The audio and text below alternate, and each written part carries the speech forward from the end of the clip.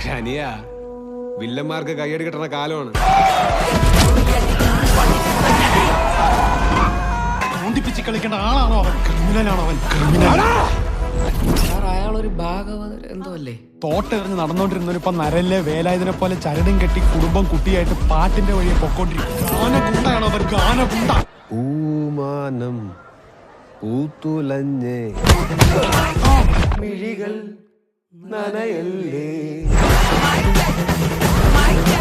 ഞാൻ കണ്ട കാലം തൊട്ട് പറയാ നിങ്ങൾ അടിക്കണതല്ല മാസെന്ന്. ഉത്സവത്തിന്റെ ഭാഗമായി നമ്മളൊരു കുഞ്ഞു കലാപരിപാടി ഒരുക്കിയിട്ടുണ്ട്.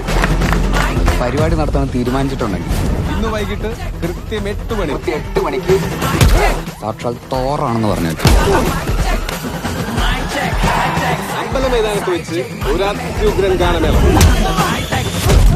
എന്നാലും ആരുടെ ഈ സാക്ഷാൽ തോറ്? തോറ ഞാൻ വരണ നമുക്ക് നോക്കാം.